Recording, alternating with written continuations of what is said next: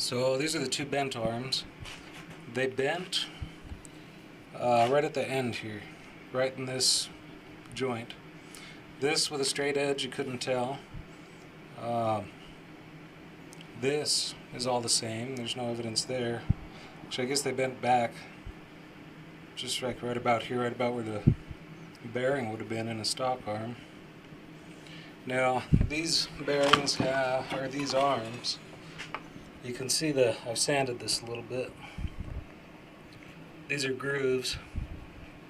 Looks like it was in an impact, because this one has the bearing race, it looks like, just imprinted, kind of crooked. So yeah, these could have been an accident. But these are my good arms. And these spindles. So let's talk about these spindles. This is the passenger side. I thought there was a speedo hole, but it doesn't go all the way through. This is all one piece. It looks like it's all machined as one piece, TIG welded at the bottom. And this is the driver's side. Completely different. So this one's got a slip over piece. There's a gap right here. It looks like this collar just slipped over and then somebody home welded it down here. I wish they still made this piece. Maybe they do. Otherwise, just waiting on link pins and whatever else. Beam's almost done. I still need to redo the shock mounts. So I'm just going to cut off a section of this. It'll be, I don't know, about 2 to 3 inches. I haven't decided yet. But then I'll angle it. I want this to step back just a smidge in case I ever decide to go to coilovers and then go down to the arm. Using the front bushing, or the front shock mount right here, that's going to help me a lot. I'm kind of looking forward to seeing how that feels. I may have to go with a stiffer shock, because I'll show you my other shocks here in a minute. This, the shock's moving about half the distance of the wheel, whereas on my current setup, my shock is directly in line with the lower link pin, so it's 1-to-1 motion ratio with the ground. So, anyway, we'll see how it goes. This is my current setup. So it's got an welded on extended shock mount. Comes over. It's directly in line with the lower link pin. Anyway, tires. Notice pizza cutters. They're I got those installed this morning, $5. Super, what was that? Premium Super Highway, made by Power King. 6.7 by 15. They're heavy compared to my old snow tires. Just the tire itself weighed more than my tire rim combo did. But I'm kind of looking forward to feeling the stiffer sidewall. I think it'll let the shocks do their job more and have less bounce in the tire. It'll let the shocks dampen the bounce. But hey, we'll see how it goes. If anybody knows who sells studded front link pin drums with the studs already in them, let me know. That's it. Off for a test drive. Notice these are the lower limiters, so they'll bolt onto the beam and catch the upper arm from anyway, they'll catch the arm like this to keep it from going down too far. I don't like the limiting straps. These seem to work just as well. It's similar to what I've had on there. That'll be troublesome. Looking forward to getting rid of the most, and that's stiction. So I don't know if I can show you with the camera here. Let's see. It goes down and stays. Up and stays. So it'd be nice to have some grease zerks and some Delrin to lubricate things up. And making progress. Look back, all my videos are in the upright format. I guess it's the new age. Anyway, Tires look great. They're a little bit shorter than these guys. Those are those traction tires. Now this is a Yokohama traction tire. This is about maybe 2 inches shorter, inch and a half. Interestingly, I thought I had Yokohamas. This one here is a Highway King. It's no what do they call it? Super traction, made by. Wait, this is a BF Goodrich. How'd that? Okay. One of these I have is a Power King traction tire. They look the same. Wouldn't even know the difference. The Yokohama is like 1/2 inch taller than the Carcass. But yeah, that's that. Time to go for a test drive with these guys. Kind of worried about how they'll hold the road. They are pizza cutters. To the dash, so there's my temperature gauge. Back there, this is all gauges behind here, which I'm going to replace with a pocket. To just put pocket items in. Anyway, dashboard.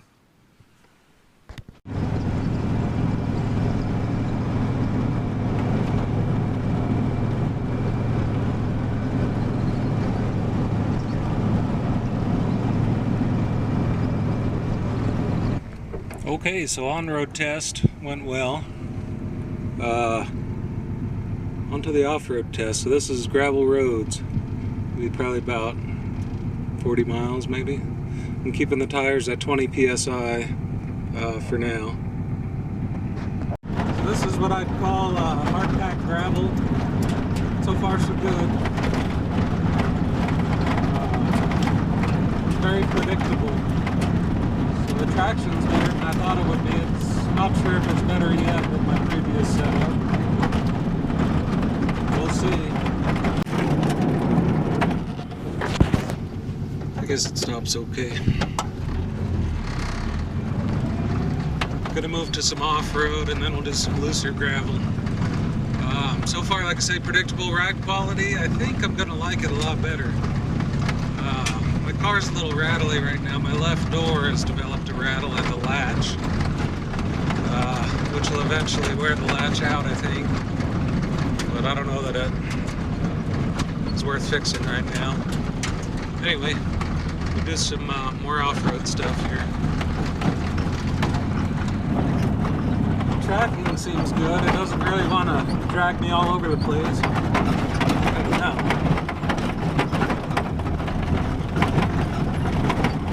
There's not a whole ton of feedback in the steering wheel. You can see I'm just really driving with one hand and a few fingers. So coming up to a rocky section.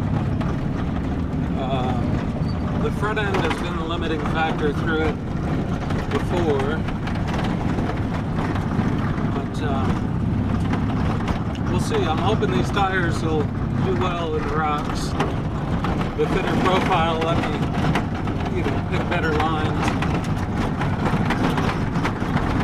We'll see.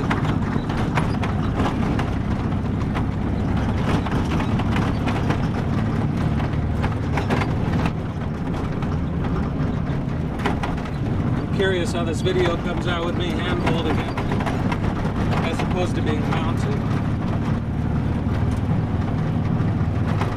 But I'll keep it running here for a minute. It should be right up around the corner.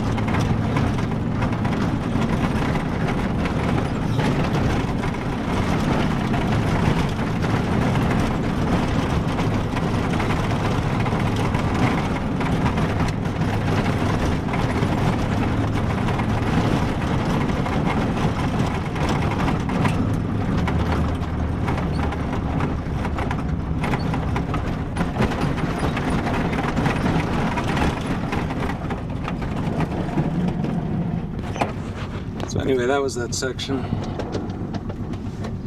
Looked like it was filled in a little bit. There are a couple real rough spots through there, real sharp rocks.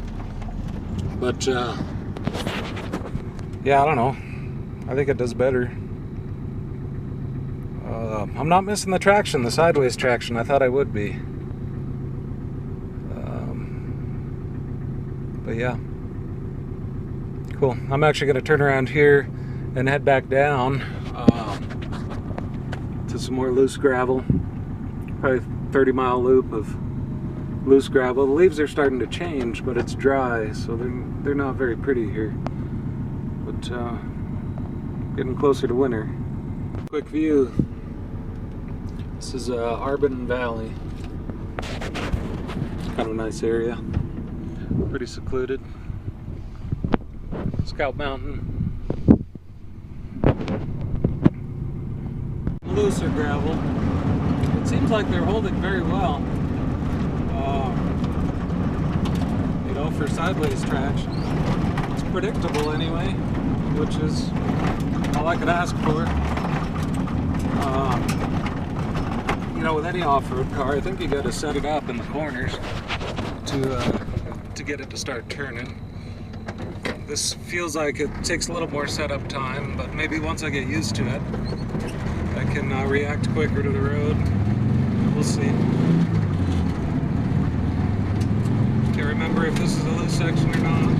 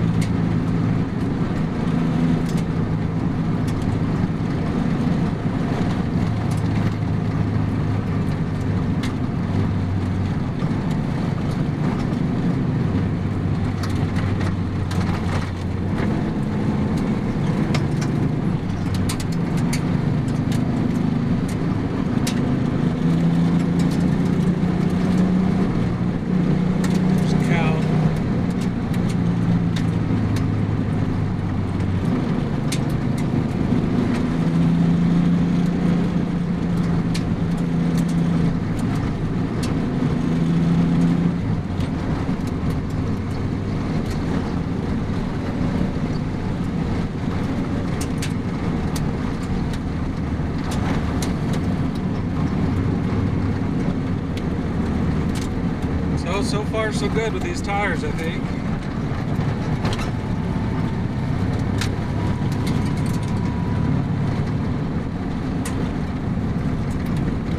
I didn't think I'd like them as much as I do.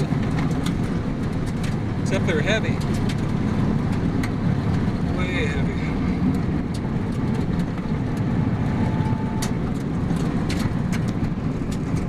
Alright. I'll just turn this off. I put the phone down, I could really drive, and actually like these tires quite a bit. They're far more accurate and predictable turning and whatnot. Yeah, I think this will work out well. So they cruise pretty good too. I think I'll definitely need to get them balanced.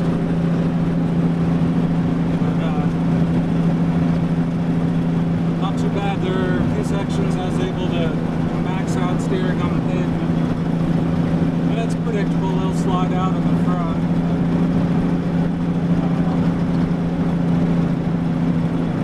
On the pavement, you can brake more and get more traction. On the gravel, if you brake, you just lose traction. So, on the gravel, I just pretty much have to steer to slow down. Back end follows it out. It works.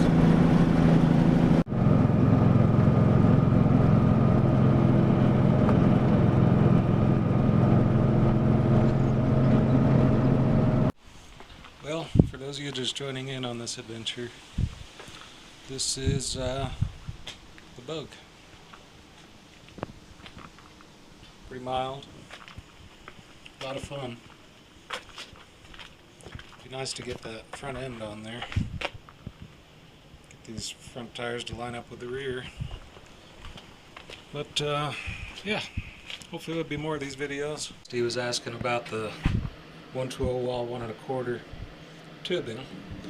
Well, the reason I got the 1 1/4 is because I had got these bungs for 1 1/4 tubing, but these are machined to 1 1/4 095. But it won't be a huge deal because I'm just going to split the tubing and use the 1 1/4 mostly just on the end. I'll use 1 inch for the bulk of it, and then just wrap the 1 1/4 around on the end of it. And then inside this 1 inch 120 will fit the stock Volkswagen tie rod. I don't have one of those handy, but yeah, it'll be the stock tie rod, which normally goes right outside of that. That'll be my interior or inside joint, and then this will be my outside joint, and then the combo spindles should work.